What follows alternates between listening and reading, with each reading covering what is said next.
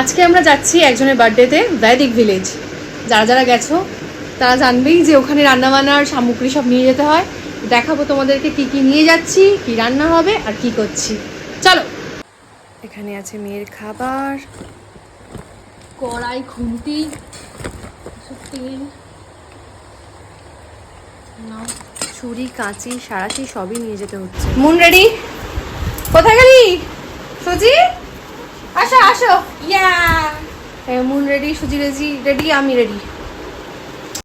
সুজি তো খুব এক্সাইটেড যে ও ঘুরতে যাচ্ছে। ঘুরতে যাওয়ার আগে খুব এক্সাইটেড থাকে আর সবসময় মানে গাড়িতে আগে ওঠার চেষ্টা করে।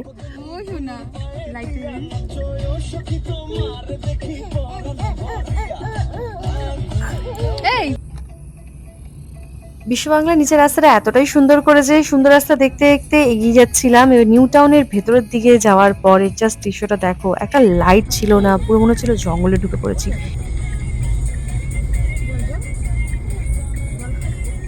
জঙ্গলের রাস্তা পেরিয়ে ঢুকে পড়লাম ভেদিক ভিলেজে। ভেদিক ভিলেজটা দেখো, ভিলাটা এই ছিল আমাদের 3 BHK। তো ওপরের রুমটা আগে দেখাই। এই হচ্ছে আমাদের রুম।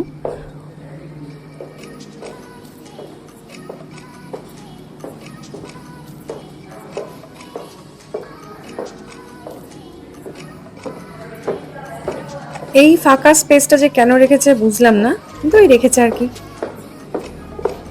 তারপর চলে গেলাম ওয়াশরুমের দিকে। ওয়াশরুমটা ছিল এই, তার সাথে একটা বাথটাব ছিল। এখানে বাথটাবটা সব ওয়াশরুমেই থাকে মোটামুটি। তারপর চলে গেলাম ছাদে।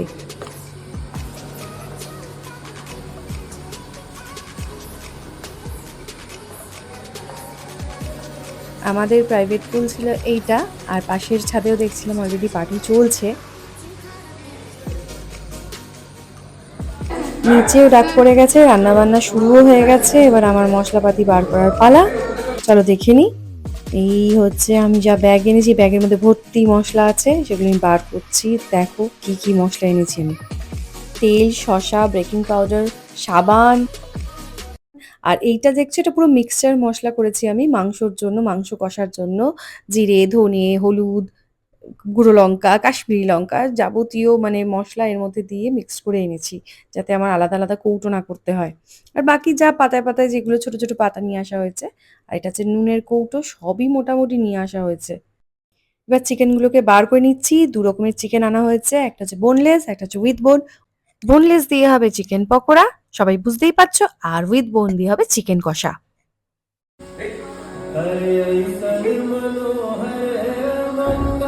এদিকে বাচ্চারা নিজেদের মতো এনজয় করছে, আর আমাদের বার্থডে গার্ল ভাবি সেই মোটামুটি রেডি। এবার আমাকেও রেডি হতে যেতে হবে। আমিও মোটামুটি রেডির দিকে। আমি পরেছি একটা ব্লু কালার ড্রেস, আর একটু টাচ আপ করে নিয়েছি, লিপস্টিক লাগিয়ে নিয়েছি। এদিকে আমাদের বার্থডে গার্ল রেডি, আর বার্থডে গার্লের বোন সে বেলুন ফুলিয়ে সব ডেকোরেশন করেছে, কিন্তু ডেকোরেশন করেও করতে পারিনি, এতগুলো বাচ্চা। বাচ্চাগুলো এত বেলুন দেখে এক্সাইটেড হয়ে গেছে যে একটাও বেলুন কিন্তু টেবিলে লাগানো যায়নি।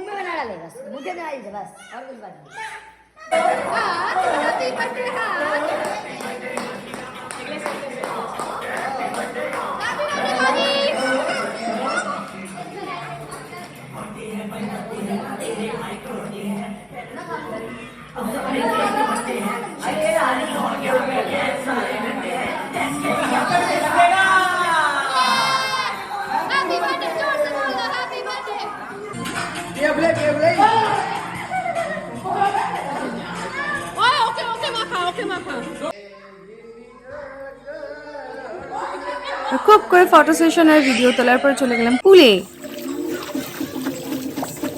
তারপর শুরু হলো আকাশ ভাইয়ার সেই ভাষার ডান্স। জাস্ট দেখো, পিঠে ডান্স করছে।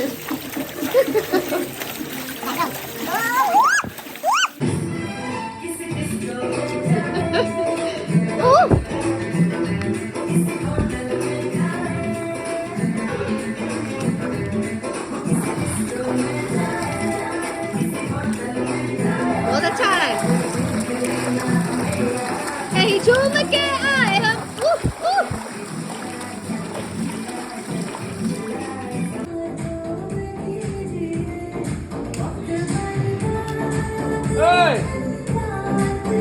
इसको देखो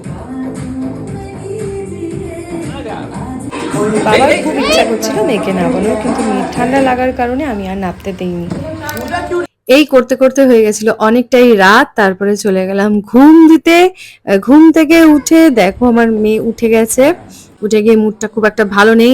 আমার মেয়ের জায়গা বদল হলে মুড খারাপ হয়ে যায়।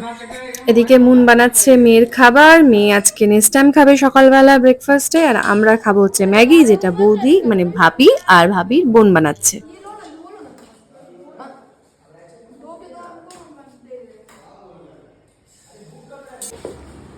বেডরুম থেকে এটা হচ্ছে ব্যালকনি না, একটা গার্ডেন টাইপের, ছোট্ট একটা গার্ডেন। এখানে প্রত্যেকেরই পার্সোনাল গার্ডেন আর পুল থাকে মোটামুটি।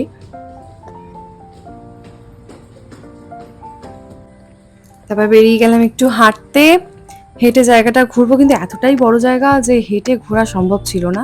তো আর সামনের দিকটাই হাঁটছিলাম, সব ভিলা একই টাইপের দেখতে।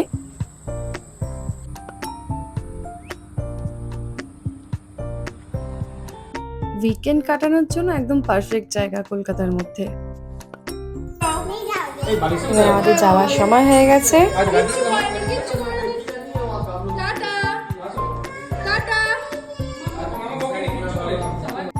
হয়ে গেছে ঘোরা, একটা রাতের জন্য আসা হয়েছিল, এবার সবার বাড়ি ফেরার পালা।